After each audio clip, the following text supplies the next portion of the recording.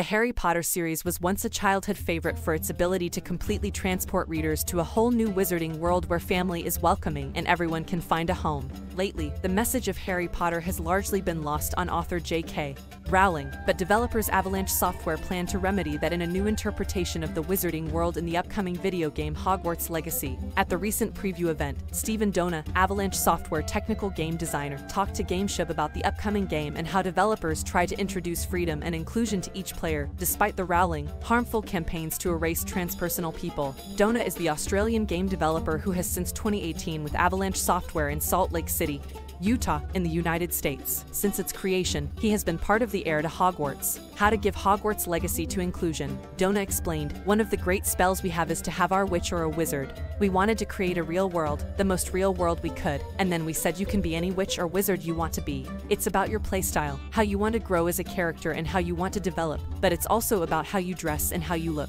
We don't want to limit it and say, oh, no, that's how it should be. We like to say that no matter how you see yourself, it should be acceptable and doable in our game." The result of this design philosophy is that anyone can embody a witch or wizard in the game. From the character creation menu, players simply choose their appearance, basic facial structure, hair color, eye color, skin tone, and voice tone, and ultimately choose whether the creator offers a witch or a wizard, regardless of gender. The system was launched in part by Avalanche Software in 2021, largely in response to outrage over J.K.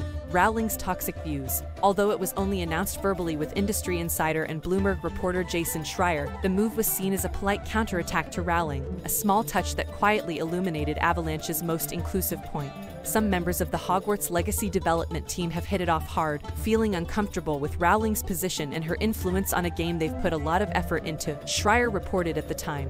Of course, the company is bound by contracts and partnerships with the Wizarding World and Warner Bros., which makes active opposition difficult for writers. However, it has taken steps to distance itself from the Hogwarts Legacy, most notably making it clear in the company's Q&A that the game may have been developed with the Wizarding World team, but does not involve J.J. Rowling exactly. Tweaks that make the game more inclusive and allow characters to identify themselves in character form are small, but they're welcome additions and result in a more relaxed feel to the game. Having a character who can embody you, one who looks like you, sounds like you, and is completely you, gives the Hogwarts Legacy a more personal feel. In doing so, it recaptures some of the franchise's lost magic, inspiring players on a dynamic journey through a different and compelling Hogwarts story than seen before. Hogwarts Legacy from the 19th century allows for greater freedom. Set in the 19th century, before the final battle between Harry Potter and Voldemort, and before Newt Scamander developed his own magical biome, you enter Hogwarts Legacy as a unique student with an uncanny ability to see hidden magic. "We wanted to build a world, but we really wanted it to be our story," Dawn explained. "That was the impetus for choosing the 1,800 seconds timeline.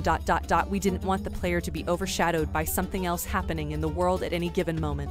Avalanche Software separated the story of Hogwarts Legacy from the original book and spin-off films to give players a new sense of ownership of the franchise, creating their own destiny in a reimagined world. "We didn't want it to be just another adaptation or one of those stories," Donner said. "That's why we do things like late admissions. This is something we have never seen before. What is it? What challenges does this pose for Hogwarts? You use ancient magic to reveal such secrets, and that's another big deal. Try to make the story unique and also try to make the story different from other parts of the world." Don described the wider Avalanche Software team as big fans of the Harry Potter series, with many, including himself, growing up with the books. In creating the open-world Harry Potter game, the team's goal was to provide a powerful fantasy experience for longtime fans and to fulfill the dreams of those who have fallen in love with, or perhaps fallen out of, the Wizarding World. "With it lately, we worked closely with the Wizarding World team," he explained. "We wanted the world to feel very real. We talk to them when we have concerns. It's a good collaboration. They gave us a lot. We want you to tell your story.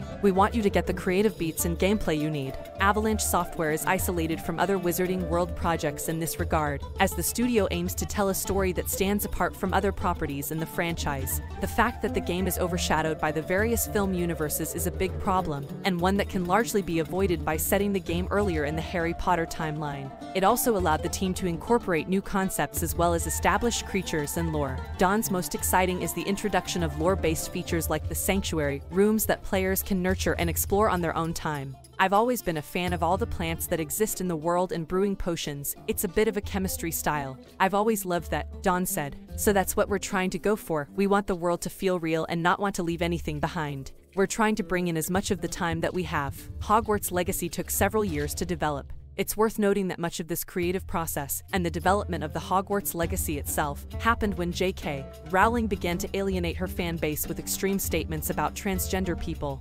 Heartstopper actor Sebastian Croft recently spoke about his involvement in the game, confirming that he worked on the project more than 3 years ago. "That's when Harry Potter was for me. It was when I grew up in the wizarding world. It took me a long time to understand J.K. Rowling's thought. This perhaps reflects the experience of many game developers whose creations have, over time, evolved into something completely different from their original intentions of delighting fans of the Harry Potter series and providing a magical open-world fantasy to explore. Avalanche Software has a palpable passion for what Harry Potter represents, beyond the influence of its creator and the whims of the world. This is evident in the gameplay preview we were able to get our hands on. But when you consider that Hogwarts Legacy game sales will inadvertently support J.K. Rowling and her continued harassment of transgender people, her opinion seems to be at odds with Avalanche Software's wishes. The game's provocative character designers calmly create conflict.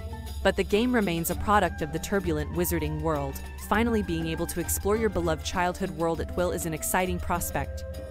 But that fantasy comes with a lot of baggage. Those interested in playing with the legacy of Hogwarts should know that, while not directly related to Harry Potter creator J.K. Rowling, who is known for her harmful, disparaging views on transgender people, the royalty scheme means she will be removed from the game. Financial benefits of the sale. Thanks for watching. Don't forget to like and subscribe and support my channel.